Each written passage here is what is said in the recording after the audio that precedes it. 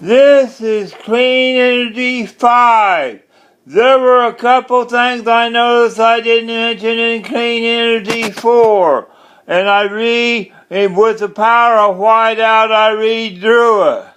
I had a blue thing here, and I did not mention that the pressure here in Power Tower 1 at the top goes over to the top of Power Tower 2, and the bottom goes to the bottom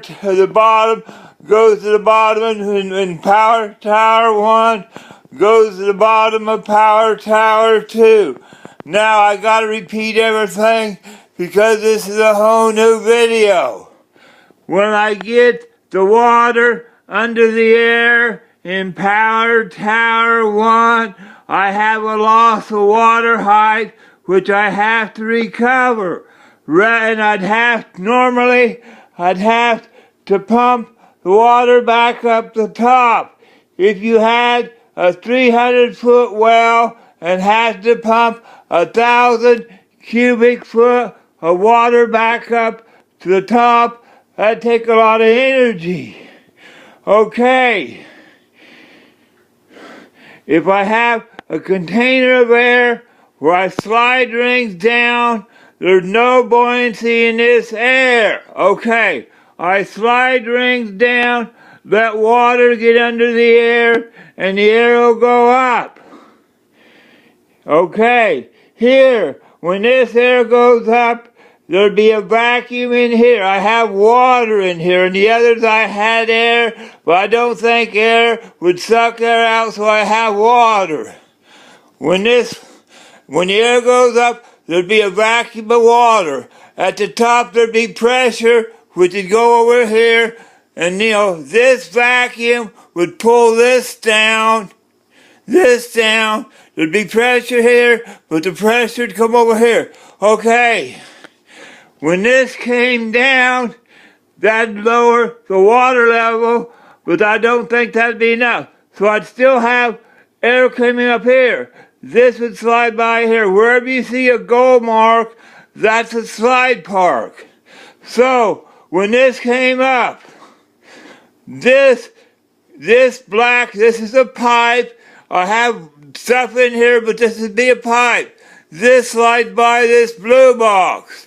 This hooks to this red container. When this air goes up, it slides this red container up. There'd be pressure here, which go over here and push this here. This would come down. There'd be a vacuum here. This slides by here. So this would come up, pushing this down. This air here has no buoyancy. Although it may have some buoyancy with this water, when this comes up, all this water comes down, so this air would come down with this water. So, when this air goes up, it pulls this water down and pull this air down, so I'd have my one water height that I need. So all this air would come down. Now, if I have 25 of these containers of air, it depends how much air I have in here, how much power I get. If I have 1,000 cubic feet of water, okay, and I use 4 of them to raise this up, I would have 249,000 pounds. I'd have 249,000 pounds to raise this up and lower this down. If I use 20 of them of rising air, if I use 20 of these 1,000 cubic foot, I'd have 1,246,616 pounds of rising air for energy.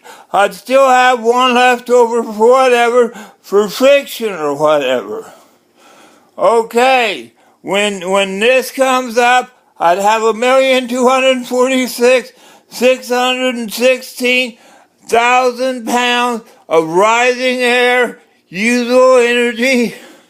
Okay, I slide the rings up on one side, the water gets under the air, and the air goes up, but I haven't lost the water height. But I have a vacuum here that pulls this side down. This comes up, creating the pressure, and a vacuum here that pulls everything down, and I gain my water height. The rings are down here, there's no water under the air, so this air has no lift. Then I do an opposite. I slide these rings down in power to tower number 1, slide the rings up in power tower number 2, and do the opposite, and all this air goes up.